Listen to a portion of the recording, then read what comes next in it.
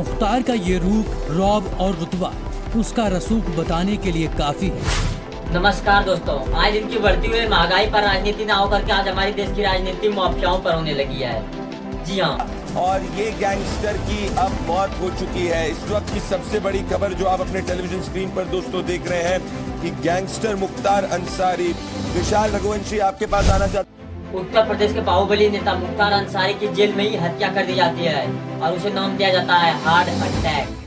मुख्तार अंसारी ने कुछ दिन पहले आरोप लगाया था कि उन्हें धीमा जहर दिया जा रहा है और आज प्रशासन बता रहा है कि उनकी दिल का दौरा पड़ने से मौत हो गई। इतना ही नहीं, मुख्तार अंसारी जी ने खुद ही कहा दिया था कि मुझे रोज रोज स्पॉइल दिया जा रहा है, मुझे जान से मारने की कोशिश कर रही है यूपी सरकार।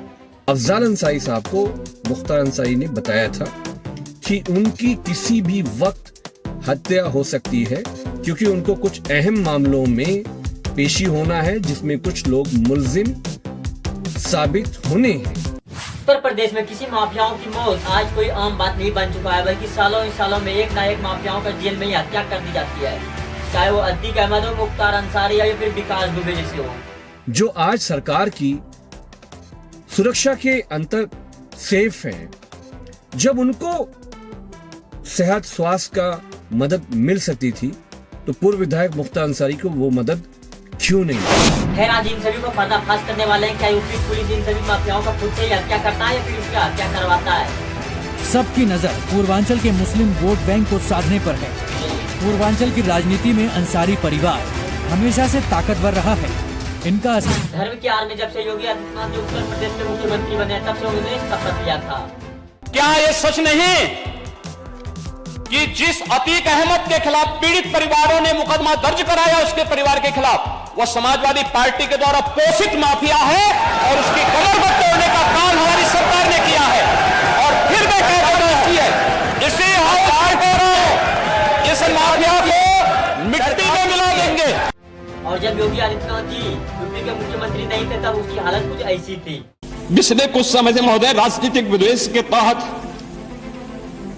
मुझे जिस प्रकार से राजनीतिक पूर्वाग्रह का शिकार बनाया जा रहा है, मैं केवल आपसे अनुरोध करने के लिए आया हूं, क्या मैं इस सदन का सदस्य हूं या नहीं हूं और क्या सदन मुझे संरक्षण दे पाएगा या नहीं दे पाएगा? एक वक्त हुआ करता था जब योगी आदित्यनाथ जी माफियाओं के पैर छुआ करते थे और आज वो माफियाओं को ही धमकी दे रहे हैं कि उसे मिट्टी में मिला देंगे। ये ताकत योगी आदित्यनाथ जी की नहीं बल्कि धर्म की है, जो कि धर्म की आड़ में ये करने का कोशिश कर रहा है। अपराधी चाहे कोई भी हो, लेकिन पकड़ा हमेशा मुस्लिम अपराधी ही जाएगा।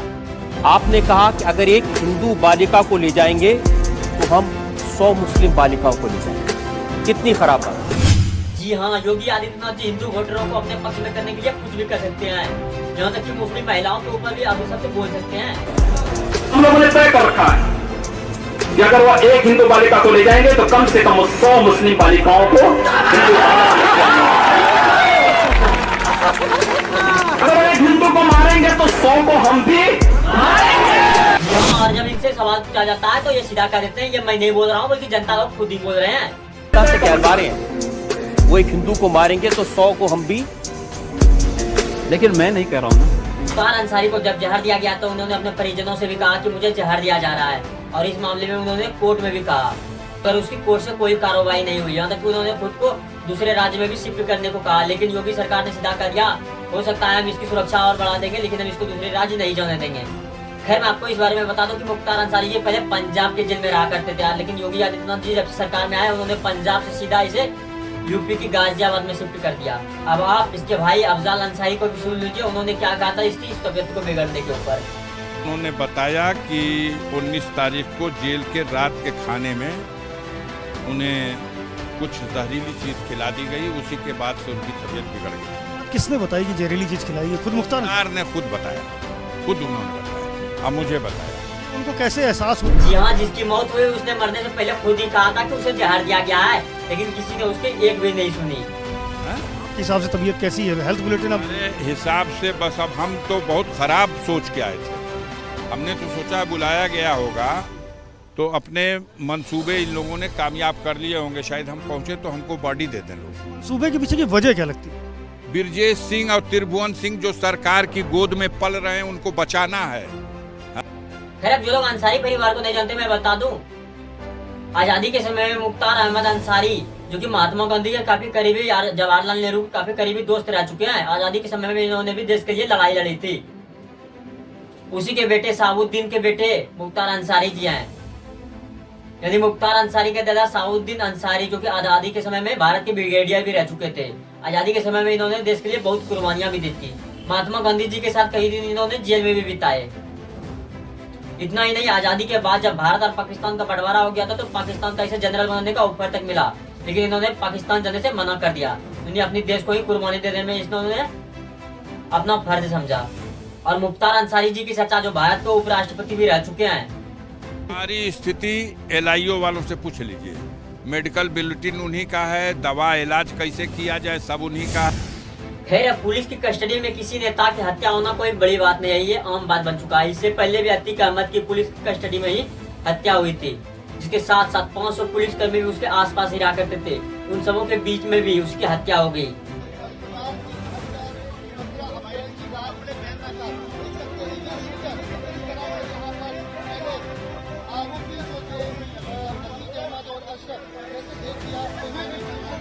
आपको नहीं लगता इन सभी हत्याओं के पीछे आखिर यूपी सरकार ही जिम्मेदार है? नहीं, जब किसी की पुलिस की कस्टडी में हत्या हो जाता है तो इसका जिम्मेदार भी उसी की सरकार होता है। मैं यूपी सरकार से एक सवाल पूछना चाहता हूँ, क्या यूपी की पुलिस ने हाथों में चूड़ियां पहन रखी है क्या, या फिर यूपी की सरकार ने ही पुलिसों को चूड़ियां पहना दिया है कि आए दिन किसी भी माफियाओं को आमतौर पर कोई आदमी भी मर्डर करके चल जाता है और ये कहा जाता है कि वो तो आखिर मुसलमान थे तो मुसलमानों के साथ आखिर ऐसा ही होगा। अगर एक हिंदू को मारेंगे तो 100 को हम भी मारेंगे। और इन सबों में गजब बात मैं बता दूं आपको कि अतीक अहमद के मौत के सिर्फ 4 महीने पहले ही विकास दुबे की भी हत्या हो गई थी, वो भी पुलिस की कस्टडी में। विकास दुबे भी एक कुख्यात गैंगस्टर हुआ करता था उत्तर प्रदेश के लिए। योगी आदित्यनाथ के सभी सियासी दुश्मनों ने विकास दुबे के एनकाउंटर को लेकर सरकार के खिलाफ मोर्चा खोल दिया है। प्रियंका गांधी, अखिलेश यादव, दिग्विजय सिंह, राहुल गांधी, ये कुछ बड़े नाम हैं जिन्होंने खुल्लम खुल्ला कानपुर के एनकाउंटर पर सवाल किया। उसका संरक्षण खुद योगी आदित्यनाथ कर रहे थे, जिसका खुलासा समाजवादी पार्टी के नेता अखिलेश यादव ने खुद कर दिया था और कांग्रेस ने भी। बहुत लोगों के मन में सवाल है कि जिस महिंद्रा TUV में विकास बैठा था आखिर वो कैसे पलट गई। विकास दुबे की मौत किसी फिल्मी इंसिडेंट से कम नहीं लगता। विकास दुबे को मध्य प्रदेश के एक गार्ड ने पकड़ा और उन्होंने इसकी जानकारी पुलिस को दी थी और पुलिस ने इसकी जानकारी मध्य प्रदेश की सरकार को दिया था और मध्य प्रदेश की सरकार ने इसको उत्तर प्रदेश की सरकार को देने का फैसला किया। फिर उसके बाद विकास दुबे को मध्य प्रदेश से उत्तर प्रदेश लाया गया, जिसमें से गाड़ियों की हेराफेरी की गई थी और जिसमें कि यह गाड़ी पलट गया था और उसकी हत्या हो गई। जब मध्य प्रदेश की सरकार ने विकास दुबे को उत्तर प्रदेश की पुलिस को सौंपने का फैसला किया था तो उसी वक्त गाड़ियों की हेराफेरी के बाद गाड़ी ही पलट गया था और फिर पुलिस ने आरोप लगाया कि विकास दुबे भागने की कोशिश कर रहा था। मगर भागने के दौरान सबसे गजब वाली बात है कि गोली उसके पैर भी पीठ पे नहीं लगी बल्कि उसके छाती पर लगी। चलो मान लेते हैं ये भी एक इंसिडेंस था, लेकिन किसी भी माफियाओं को आखिर कच्ची सड़क से लाने की क्या जरूरत थी। जी हाँ, उत्तर प्रदेश की पुलिस ये जानते हुए भी उसकी हत्या करवाना चाहता था, इसलिए उन्होंने उसे कच्ची सड़क से लेके गया। मैं उत्तर प्रदेश की सरकारों से कहना चाहता हूँ, जब तुम जेल में कैदी की रक्षा ही नहीं कर सकते तो आखिर उसे पकड़ते ही क्यों, चूड़ी क्यों नहीं पहन लेते।